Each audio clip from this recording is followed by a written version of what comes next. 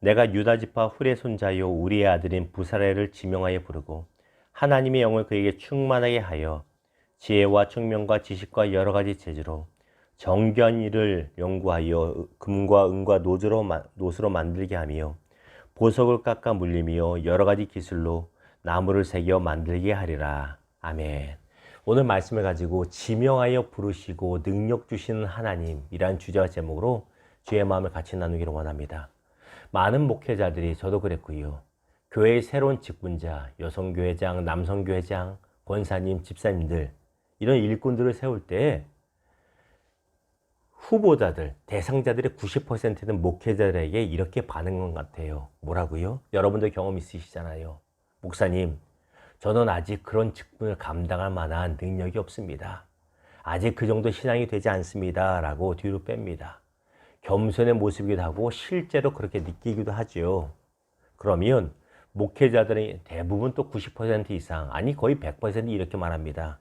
걱정 마세요, 집사님. 걱정 마세요, 성도님. 하나님께서 세우시면 합당한 능력 주십니다. 라고 강요 아닌 반강요하면서 이렇게 격려하고 세우는 것을 보게 됩니다. 여러분도 아마 그러셨을 거예요. 세상 말로 바지사장이라고 있습니다. 바지사장이 뭐예요? 사장은 사장으로 앉혀졌는데 능력은 아무것도 없어요. 그냥 남의 볼 때 공식적인 직함한 사장입니다. 그게 바지사장 아닙니까? 세상은요, 바지사장 세우듯이 모양새만 갖춰놓고 능력이 없을 때가 많아요. 그런데 하나님은 그렇지 않다는 것입니다. 하나님은 아무리 작은 직분이라 할지라도 맡기셨을 때는, 아무리 작은 사명이라 할지라도 맡기셨을 때는 그 일을 감당할 만한 합당한 지혜와 능력을 주신다는 것입니다. 이 사실 기억하시기를 주님의 이름으로 축원합니다. 자, 오늘 말씀 보면 배경이 이렇습니다. 하나님께서 출애굽기 25장에서 30장까지 모세에게 이런저런 것을 가르치세요. 예를 들면 제사장이 옷 입는 것, 제사장의 옷을 이렇게 만들어라, 그리고 이렇게 입혀라 가르치시고, 성막을 만드는 법에 대해서 가르쳐 주시고, 성막 안에 만들어 놓을 기구들에 대해서 물두멍이나 진설병, 그 차찬 아니면 촛대라든가 진설병을 놓은 이 탁자라든가 이런 것을 세밀하게 가르쳐 주십니다. 어떻게 만들어라. 그리고 오늘 본문 31장에서 하나님은 이 모든 것을 만들 책임자를 지명하게 하십니다. 임명하게 하십니다. 그게 누굽니까? 바로 부사렐이라고 하는 사람입니다. 2절 봅니다. 내가 유다 지파 훌의 손자요 우리의 아들일 부살렐을 지명하여 부르고, 발음이 어렵죠. 부살렐이네요. 부살렐을 지명하여 부르고. 그런데 이 발음도 어려운 부살렐이 누굽니까? 누구요? 유다 지파 훌의 손자. 훌 하면 떠오르는 장면이 있잖아요. 그렇죠. 여러분 기억하실 거예요. 아말렉이 이 광야에서 이스라엘 백성이 후미를 쳤을 때 여호수아는 현장에서 전쟁을 하고 모세는 높은 산에 올라가 손 들고 기도할 때 모세의 손이 내려오지 않도록, 모세의 기도가 지치지 않도록 함께 붙들어준 사람, 한쪽에는 아론이고 한쪽에는 훌입니다. 이 훌의 손자가 바로 부살렐이에요. 여기서 우리가 한 가지를 깨닫게 됩니다. 무엇일까요? 할아버지 훌의 하나님을 향한 사랑이, 훌의 신실한 섬김이 자녀에게 축복으로 내려오고 후손에게 축복으로 이어진다는 것입니다. 이게 얼마나 놀라운 사실인지 몰라요.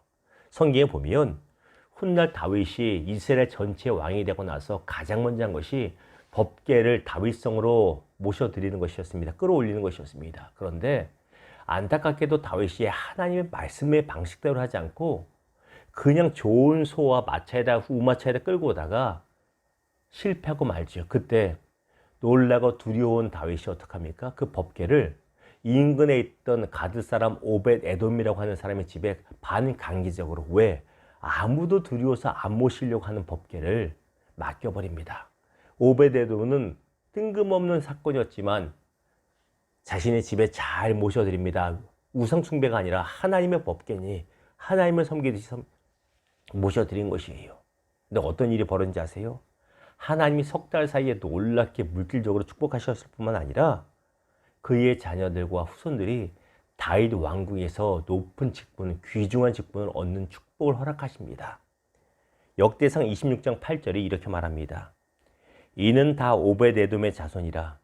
그들과 그의 아들들과 그의 형제들은 다 능력이 있어 그 직무를 잘하는 자이니 오벳에돔에서 난 자가 62명이요.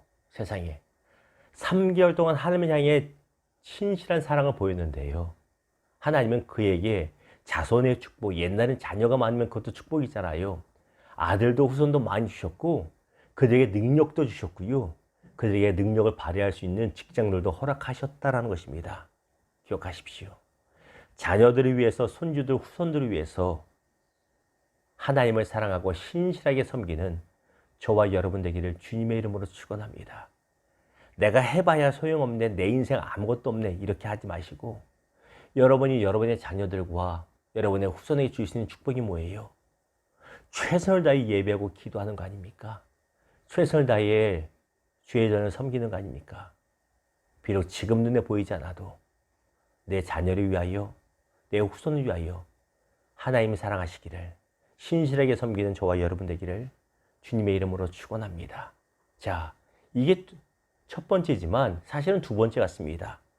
3, 4절 봅니다.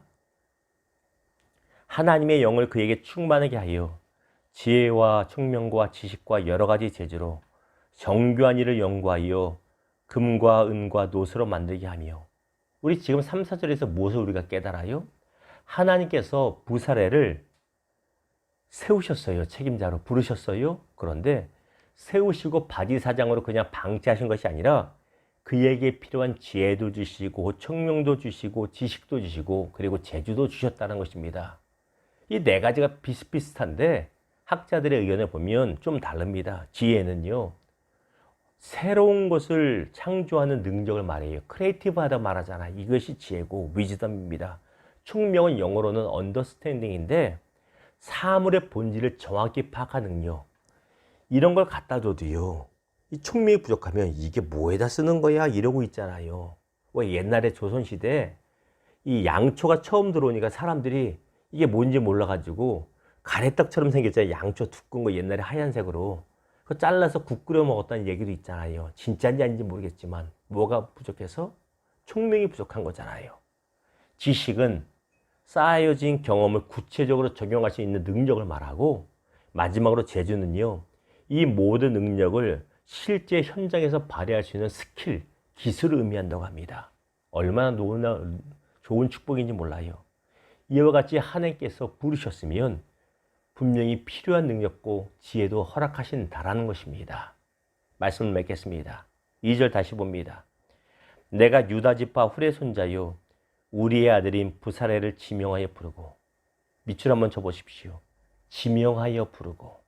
내가 너를 지명하여 불렀나니. 지명하여 부르고. 하나님은 부사레를 지명하여 부르셨습니다. 그리고 그에게 필요한 합당한 능력을 주셨습니다. 그런데 그게 전부가 아니에요. 6절 봅니다. 내가 또 단지파 아이사막의 아들 오홀리압을 세워 그와 함께하게 하며 지혜로운 마음이 있는 모든 자에게 내가 지혜를 주어 그들이 내가 내게 명령한 것을 다 만들게 할지니. 하나님은 부사렐과 동역할 오홀리압이라고 하는 귀한 사람을 예배해 주셨고 그 외에도 수많은 동역자들을 붙여주셨다는 것입니다. 보십시오. 하나님께서 모세를 세우실 때 그에게 능력만 주신 것이 아니라 아론이라고 하는 든든한 조력자와 동역자를 붙이셨고 또한 그 외에도 많은 동역자들을 붙이신 것입니다. 오늘 말씀을 전하는 저뿐만 아니라 우리 모두에게 큰 위로가 되기를 소망합니다. 우리는요, 내가 보기에도 참 부족함이 많은 사람이잖아요. 어떻게 주의를 감당해 라고 생각될 때가 많잖아요. 그런데 기억하십시오. 하나님께서 지명하여 부르시면 바지사장 만들지 않으시고 필요한 능력도 재능도 주신 것입니다. 하나님의 일은 내 힘과 능력이 아니라 하나님이 주신 힘으로 하는 것입니다. 이 사실 기억하시고 하나님을 신뢰하는 저와 여러분 되기를 힘내시기를 주님의 이름으로 축원합니다. 하나님이 나를 통해 시작하신 선하신 일은 하나님의 끝까지 책임져 주시고 믿고 힘내시는 저와 여러분 되기를 다시 한번 주님의 이름으로 축원합니다.